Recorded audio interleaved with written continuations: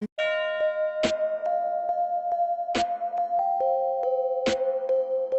beautiful people! This week we're talking about Paul and Morgan's ill-timed birth control video. I say it was ill-timed because they released a video calling God their birth control. And gave it up to God to be our birth controller. And then had the audacity to follow up with a misinformed, irresponsible, non-researched live stream on the subject of abortion. This video was going to be kinder, but when I saw this live stream, I lost it. It is chock full of ignorant, blatantly untrue statements. I'm gonna call out both of these videos. Not to attack or demean Paul and Morgan, but because I believe, as a Christian, as someone that genuinely wants to see abortion rates plummet, that we need to stop falling for lies and propaganda. We need to stop telling each other those lies and propaganda. We need to open up our ears and listen and figure out what genuinely prevents abortion. So this will be a two-part video. Next week I'll be responding to the abortion live stream that's happening as we speak, and this part 1 will be my rebuttal to the birth control video they put out last week. This video, no matter how angry I get, is not about attacking Paul and Morgan as people. I respect them. I believe that they are wholeheartedly in pursuit of God. However, I feel it very necessary to offer a different Christian perspective, to give you guys options, to say you don't need to feel guilty or shamed about using birth control, about family planning, or even about voting pro-choice. So let's break down this Paul and Morgan video point by point. We are revisiting birth control.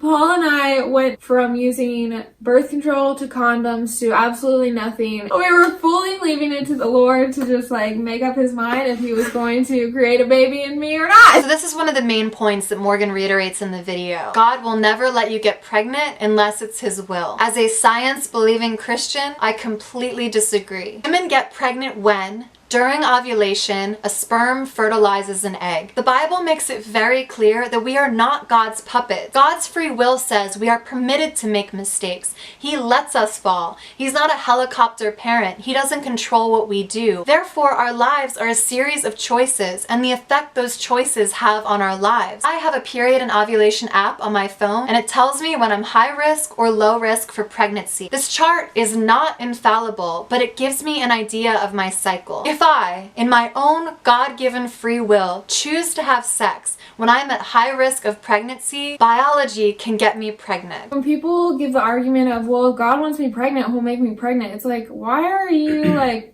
challenging God? That's a good question, Morgan. Why are you telling your audience to ignore science and challenge God to not get you pregnant?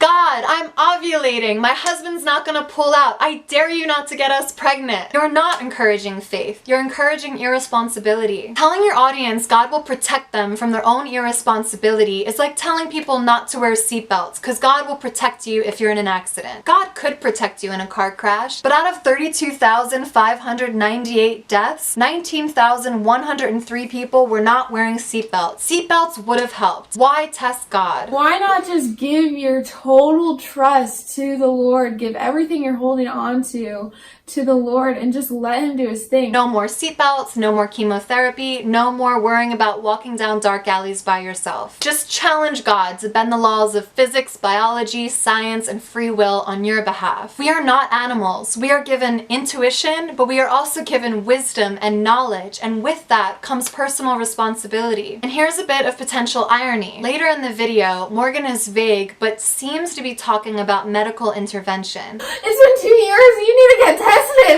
Something's wrong with you guys. I will go into more detail of that in a different video, but we have both been tested and things are looking up. What she said is so vague, it becomes more of a question than a rebuttal, but I really mean it. I'm really curious. Paul and Morgan, are you looking into fertility options? If this is what you guys are talking about, are you implying that you make an exception to bowing to God's will, to his divine design for your fertility, only when it comes to wanting to have a baby? Is birth control a distrust in God, but fertility intervention more holy? How how is that fair? If a baby is the desire of their heart, they should pursue that dream. But I have to point out how Christians can be so imbalanced when we favor reproduction over family planning. Also, the way Morgan speaks about conviction from God is something I deeply relate to. Just heard him, felt it in my spirit, him saying, you don't trust me with everything in your life because you're still using contraception. I am not here to doubt Morgan or to say God didn't speak to her. And I'm absolutely not shaming her for not using birth control. It's her body, it's her life. They're going to say, that's not the case for me. Like, I'm still living surrendered to the Lord, and I feel totally at peace with contraception. Paul is right. Christians can get supposedly divine answers that completely contradict one another. Even though Paul and Morgan say, hey, these are our personal convictions, you guys can make choices on your own. When you say, God said using birth control is not surrendered, is not trusting him, you can cause a lot of spiritual anxiety in other people. Not to mention, any of us, no matter how aligned we are with God, is susceptible to confirmation bias. Confirmation bias is the tendency to interpret new evidence as confirmation of one's existing beliefs or theories. If she's attending a church that calls birth control into question, she may experience confirmation bias in her prayer life. When churches teach shame messages surrounding sex, we can easily confuse the voice of our pastor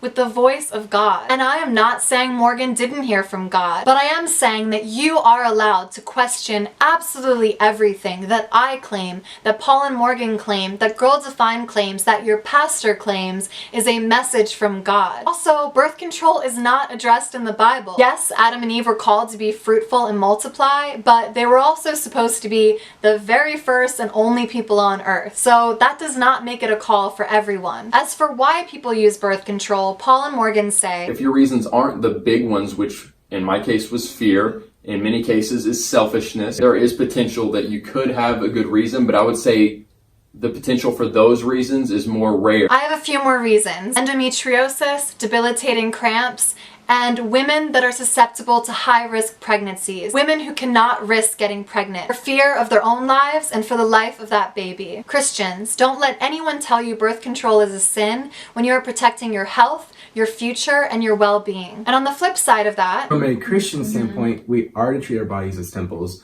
And so realizing that there was a direct effect with the way that her actual body was responding to this, I the whole time was like, I don't want you to have blood clots when you're 40 because we wanted to have sex unprotected. I am someone that experimented with 3 pill options and the Nuva ring when I was married. All of them messed with my emotions, made me sick, and had a negative impact on my body. That said, I absolutely agree that everyone should really be aware of what you're putting into your body. You should do your research and be honest with how it is affecting you. And just a side note to educate, pregnancy carries a higher risk of blood clots than birth control. So let's dive into these reasons of fear and selfishness. The reasons are, oh, well, I want to finish school. I really like my job. I don't want to quit it yet. I won't be able to keep it if I have a baby. I personally don't know where our society would be without the contributions of childless women like Diane Sawyer, Oprah, Gloria Steinem, Condoleezza Rice, Sonia Sotomayor, Elizabeth Gilbert, Susan B. Anthony, and Jane Austen, to name a few. But this is where religion, not God, comes into play. Are women worthy of prioritizing education and career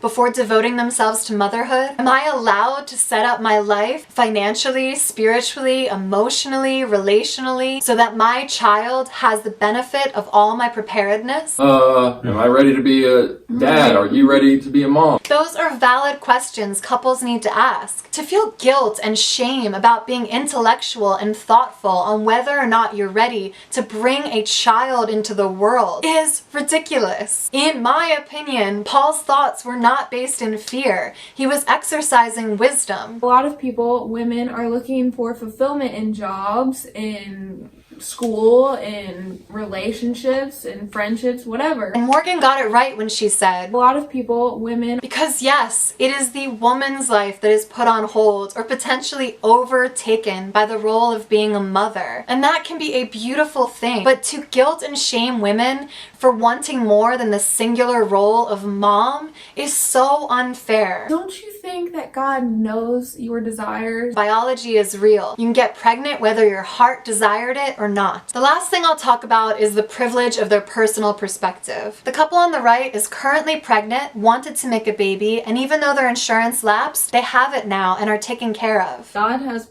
provided us both with like amazing jobs, like with health insurance. It just made us realize, like, wow, like, I feel like God is giving us ideas on how we could even like sustain having a family. Meanwhile, according to the Census Bureau, 27.3 million Americans were uninsured in 2016. Here in Los Angeles, with basic insurance, I have a $6,000 deductible, and I would still be responsible for 40% of all services provided during a pregnancy. Having a baby means I could be liable for up to $150,000. That's the cost of having a child while insured. According to the National Center for Children in Poverty, Black, American Indian, and Hispanic children are disproportionately low income and poor. They experience energy and housing insecurity, and children who are poor are less likely to achieve important adult milestones, such as graduating from high school, enrolling in, and completing college. Do I, as a Christian, believe that God can provide when you have a baby? Yes. Do I also acknowledge that the uninsured, people in poverty, people on welfare can also be Christian? He was gonna provide. He will. And if that's true, what are the privileged implying? Did those in poverty not pray hard enough? If your child can't afford the school lunch, is it because you didn't believe in God's provision? And this is perhaps the difference between my view and Paul and Morgan's. I believe in miracles. I believe in miraculous healing. I believe in divine provision. But I also don't believe wealth is a sign of God's favor, or poverty a sign that God has forgotten you. Nor do I believe we need to challenge God's divinity and have unprotected sex when we don't have the resource, mental health, physical health, and confidence that we are ready to raise a child. If this video upsets Paul and Morgan fans, I'm sorry, I'm not sorry. The pro-life, pro-choice fight